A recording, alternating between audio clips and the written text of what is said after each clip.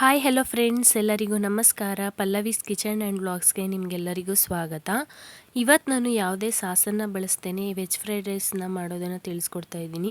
ಸಿಂಪಲ್ಲಾಗಿ ಮನೆಯಲ್ಲೇ ಮಾಡ್ಕೋಬೋದು. ಬನ್ನಿ ವಿಡಿಯೋ ಶುರು ಮಾಡೋಣ. ಅದಕ್ಕೆ ಮುಂಚೆ ಯಾರೆಲ್ಲ ನಮ್ಮ ಚಾನೆಲ್ನ ಸಬ್ಸ್ಕ್ರೈಬ್ ಆಗಿಲ್ವೋ ಪ್ಲೀಸ್ ಸಬ್ಸ್ಕ್ರೈಬ್ ಮಾಡಿ ಫ್ರೆಂಡ್ಸ್. ಹಾಗೆ ಈ ವಿಡಿಯೋ ಇಷ್ಟ ಆದರೆ ಲೈಕ್ ಮಾಡಿ. ಬನ್ನಿ ವಿಡಿಯೋ ಶುರು ಮಾಡೋಣ. ಮೊದಲನೇದಾಗಿ ಗ್ಯಾಸ್ ಮೇಲೆ ಒಂದು ಪ್ಯಾನ್ನ ಇಟ್ಕೊಂಡು ಅದಕ್ಕೆ 8 ಟೇಬಲ್ ಸ್ಪೂನ್ ಆಗೋಷ್ಟು ಎಣ್ಣೆ ಹಾಕೋತಾ ಇದ್ದೀನಿ. ಎಣ್ಣೆ ಕಾದ ನಂತರ 1 ಟೀ ಸ್ಪೂನ್ ಆಗೋಷ್ಟು ಸಾಸಿವೆನ ಹಾಕ್ಕೊಳ್ಳೋಣ. ಹೀಗೆ ಸಾಸಿವೆ ಸಿಡಿತಾ ಇದೆ. ಈಗ ಸಾಸಿವೆ ಸಿಡಿದ ನಂತರ ಕರಿಬೇವು ಸೊಪ್ಪು ಹಾಕ್ಕೊಳ್ಳೋಣ. ಕರಿಬೇವು ಸೊಪ್ಪು ಹಾಕ್ಕೊಂಡಿದ ನಂತರ 4-5 ಹಸಿಮೆಣಸಿಕಾಯಿನ ಹಾಕ್ಕೊಂಡು ಫ್ರೈ ಮಾಡ್ಕೊತಾ ಇದ್ದೀನಿ. ಹಾಗೆ ಜೊತೆಗೆ ಒಂದು ಈರುಳ್ಳಿನ ಹೆಚ್ಚಿಟ್ಕೊಂಡಿರೋಂಥ ಈರುಳ್ಳಿನ ಹಾಕ್ಕೊಂಡು ಫ್ರೈ ಮಾಡ್ಕೊತಾ ಇದ್ದೀನಿ. ಈ ರೀತಿಯಾಗಿ ಫ್ರೈ ಮಾಡ್ಕೊಳ್ಳಿ. ಈ ವೆಜ್ ಫ್ರೈಡ್ ರೈಸ್ನ ನೀವು ರಾತ್ರಿ ಉಳಿದಿರೋಂಥ ಅನ್ನದೆಲ್ಲ ಮಾಡ್ಕೊಂಡ್ರೂ ಚೆನ್ನಾಗಿರುತ್ತೆ. ಈಗ ಹೆಚ್ಚಿಟ್ಕೊಂಡಿರೋಂಥ ತರಕಾರಿ ಹಾಗೆ ಬಟಾಣಿನ ತೊಳೆದ್ಬಿಟ್ಟು ಹಾಕ್ಕೊತಾ ಇದ್ದೀನಿ. ತರಕಾರಿಗಳು ಜಾಸ್ತಿ ಹಾಕಿದ್ರೆ ನಿಮಗೆ ಗೊಜ್ಜು ಕೂಡ ಜಾಸ್ತಿ ಆಗುತ್ತೆ. ತರಕಾರಿಗಳು ಸ್ವಲ್ಪ ಹಾಕಿದ್ರೆ ಗೊಜ್ಜು ಕೂಡ ಕಡಿಮೆ ಪ್ರಮಾಣದಲ್ಲಾಗುತ್ತೆ.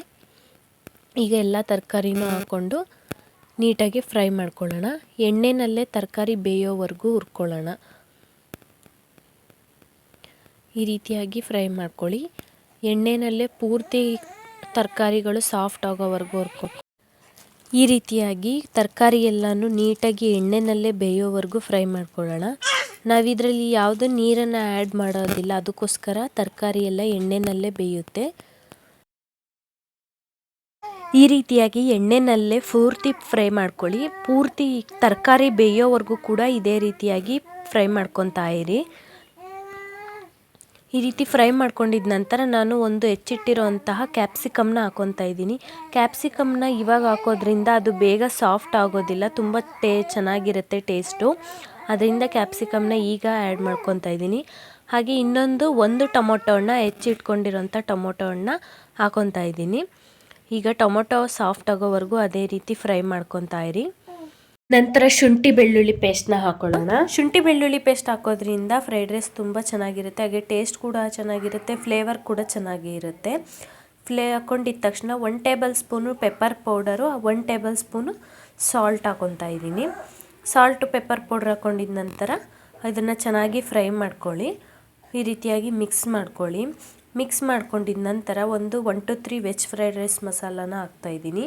ಲಾಸ್ಟಲ್ಲಿ ಆ್ಯಡ್ ಮಾಡೋದ್ರಿಂದ ಟೇಸ್ಟ್ ತುಂಬ ಚೆನ್ನಾಗಿರುತ್ತೆ. ಹಾಗೆ ಕೊತ್ತಂಬರಿ ಸೊಪ್ಪು ಕೂಡ ಆ್ಯಡ್ ಮಾಡ್ತಾ ಇದ್ದೀನಿ. ಈಗ ವೆಜ್ ಫ್ರೈಡ್ ರೈಸ್ ರೆಡಿಯಾಗಿದೆ.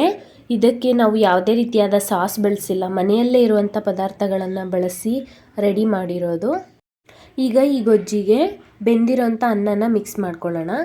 1 ಕಪ್ ರೈಸನ್ನು ಹೀಗೆ ಮಿಕ್ಸ್ ಮಾಡ್ಕೊತಾ ಇದ್ದೀನಿ. ನೋಡಿ ಫ್ರೆಂಡ್ಸ್, ಈ ರೀತಿಯಾಗಿ ಯಾವುದನ್ನೇ ಸಾಸನ್ನು ಬಳಸ್ತೇನೆ ಈ ರೀತಿಯಾಗಿ ಫ್ರೈಡ್ ರೈಸ್ ಮಾಡಿದ್ದೀನಿ.